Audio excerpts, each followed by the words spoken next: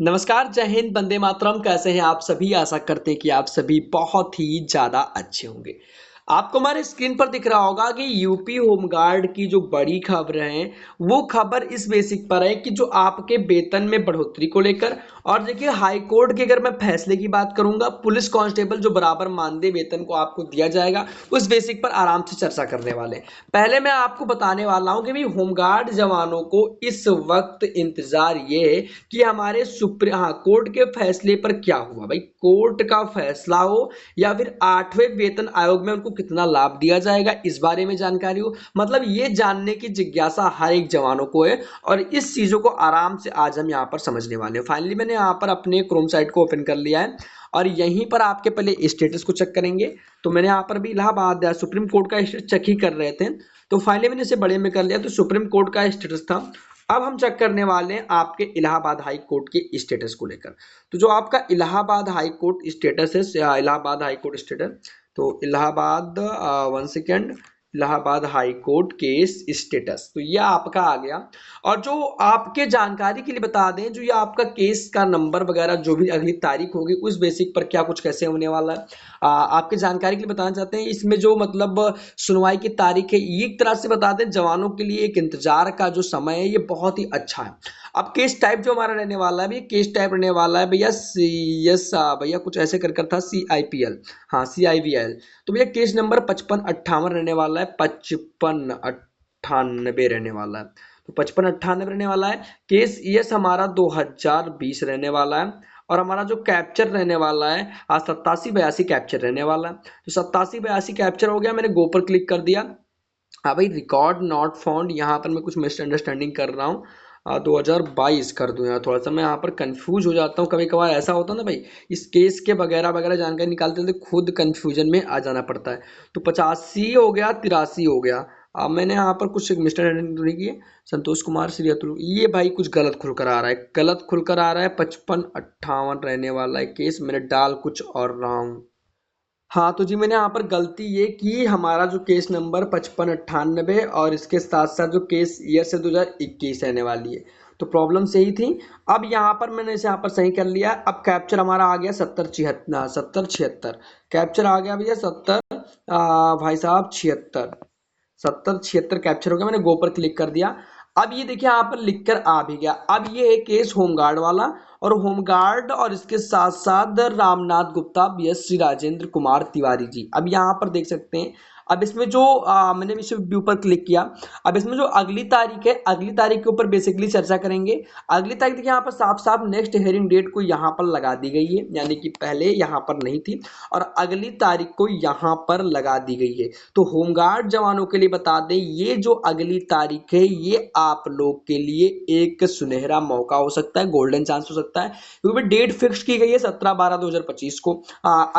मैं आपकी बात कर दूं, यहाँ पर भी जजमेंट की बात कर दूं, तो जजमेंट में भी 17/11/2025 की बात की गई थी और 17/12/2025 का जजमेंट लगाया गया। मात्र एक महीने का समय लिया गया, यानी कि एक महीने का समय लिया गया। और क्या ये एक महीने के जो समय लिया गया है, क्या ये एक महीना आप लोग के लिए पुलिस कांस्टेबल के बराबर मानदेय का, एक वेतन का एक सबसे बड़ा द्वार है। और अगर ये जानकारी अगर यही है, तो ये मानकर चलिए कि भैया आपको एक बार फिर से एक बहुत ही अच्छी खुशखबरी मिल सकती है। तो बाकी यहाँ तक मैं जानता हूँ, जहाँ तक मुझे पता है कि आप सभी को इस बेसिक पर कोर्ट के बारे में पता ही होगा। और इसी कोर्ट केस में आपने कई देखा होगा, जजमेंट लगाए हुए 11 जजमेंट लग चुके हैं। और अब इंतजार ऐसे जजमेंट का है जब कोर्ट अपना फैसला आप लोग के पक्ष सुनाती है और आपके वेतन को पुलिस कांस्टेबल के बराबर करती है। तो आपको क्या लगता है, क्या पुलिस कांस्टेबल के बराबर आपको वेतन दिया जाएगा? आपको क्या लगता है कि आप अपने वेतन के हक को लेकर जो इलाहाबाद हाई कोर्ट में याचिका पढ़ रही है, सुप्रीम कोर्ट के अगली तारीख लगाई जा रही है, इलाहाबाद हाई कोर्ट में अगली तारीख लगाई जा रही है, वो अगली तारीख को आपके कोर्ट के फैसले में सुनवाई होगी। तो भाई कुछ भी हो सकता है। और अगली तारीख जो है 17/12/2025 की है और 17/12/2025 को अगली सुनवाई को किया जाएगा। तो आपको जो भी आपको लगता है, आप कमेंट बॉक्स में अपनी राय बता सकते हैं। और जहां तक मुझे पता है कि कुछ लोगों को इंतजार है भाई 8वें वेतन आयोग में, भाई आपका क्या होने वाला। तो मैं आपको थोड़ा सा यहाँ पर एग्जाम्पल के लिए बता दूं, भाई 8वें वेतन आयोग में फिटमेंट फैक्टर जो आपकी सैलरी होगी उसी बेसिक पर जुड़ जाएगा। मान लीजिए फिटमेंट फैक्टर 8.86 का आता है, 2.86 का आता है, इस बेसिक पर आपका फिटमेंट फैक्टर जुड़ जाएगा और जो आपकी सैलरी होगी उसी से गुणा हो जाएगा। मानकर मैं चलता हूँ यहाँ पर जो आपकी सैलरी के साथ साथ मान लीजिए कि आपकी सैलरी 1,000 रुपये है, माफी चाहूंगा, आपकी सैलरी 18,000 रुपये बेसिक सैलरी आपकी जुड़ेगी, 18,000 रुपये मान लीजिए आपकी सैलरी है, और इसको मैं फिटमेंट फैक्टर 8.86 का आया फिटमेंट फैक्टर, तो भैया आपका हो जाएगा 33,000 रुपये। अब इसमें डीए नहीं जुड़ेगा, पहले आपकी बेसिक सैलरी जुड़ेगी, उसके बाद डीए को मर्ज कर दिया जाएगा, यानी मर्ज मतलब जोड़ दिया जाएगा, पहले ऐसा नहीं था। अब आपको पहले आपकी बेसिक सैलरी मान लीजिए आप पहले 1,000 रुपये पाते हैं, तो उसमें मतलब 1,000 जो पाते हैं तो उससे मतलब आपका नहीं रहेगा भाई, 1,000 आप पा रहे हैं तो मतलब आपको उस चीज से ये मतलब नहीं रहेगा। मैं थोड़ा सा इसे फुल स्क्रीन में बताने की कोशिश करूंगा। हाँ तो जी मैं आपको बता दूं, यहाँ पर आप आराम से समझते हैं कि मान लीजिए कि आप अपने सैलरी में 1,000 रुपये भी पाते हैं, तो वो आपका 1,000 रुपये जो होगा तो आपकी बेसिक सैलरी होनी चाहिए। डीए इसमें अभी नहीं जुड़ेगा, आपकी जो बेसिक सैलरी है वो जुड़ेगा और बाद में आपको डीए का भी मर्ज कर दिया जाएगा, जो 58% मिल रहा है उस डीए को मर्ज कर दिया जाएगा। तो मैं मानकर चलता हूँ कि आपकी सैलरी में अच्छा बढ़ोतरी होगी। और फिटमेंट फैक्टर के आधार पर मैं बात कर रहा हूँ, तो मान लीजिए कि आपकी सैलरी बेसिक जो है 27,000 रुपये, मतलब कुछ वगैरह वैसे नहीं जोड़ता हूँ, तो 18,000 में बेसिक सैलरी जोड़ ले रहा हूँ, तो 18,000 का जो फिटमेंट फैक्टर 8.86 का आएगा, 1.86 का, तो ऐसे हो जाएगा।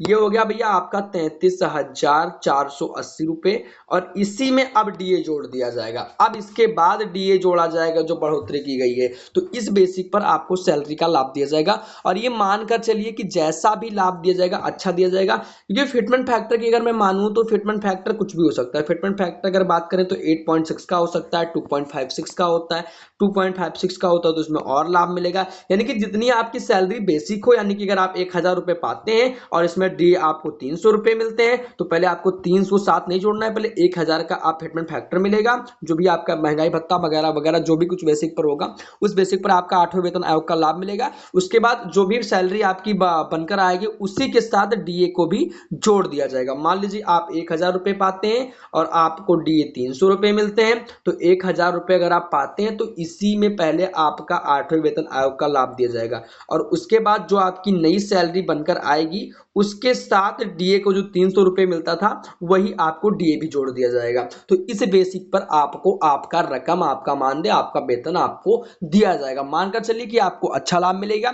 तो बाकी जानकारी यही थी। अगर आप चाहते हैं तो इस बेसिक पर मैं आराम से वीडियो अलग से बना सकता हूं, आप चाहते हैं तो बाकी जानकारी यही थी। वेतन में आपकी बढ़ोतरी होगी जरूर, और ये मानकर चलिए कि आपका जो सब्र है, आपका इंतजार है, ये बहुत ही अच्छा जाने वाला है। बाकी जानकारी यही थी। मिलते हैं अपने किसी नए वीडियो में, तब तक के लिए जय हिंद, वंदे मातरम। आप मेरे अन्य सोशल मीडिया अकाउंट्स पर जुड़ना चाहते हो तो डिस्क्रिप्शन बॉक्स में लिंक मिल जाएगा, वहां पर आप जाकर वहां पर मुझसे जुड़ सकते हैं, और वहां पर आप अपने कमेंट वगैरह में कुछ भी पूछ सकते हैं। बाकी आप नेक्स्ट वीडियो किस टॉपिक पे चाहते हैं कमेंट बॉक्स में बताएगा जरूर। मिलते हैं अपने किसी नए वीडियो में, तब तक के लिए जय हिंद, वंदे मातरम।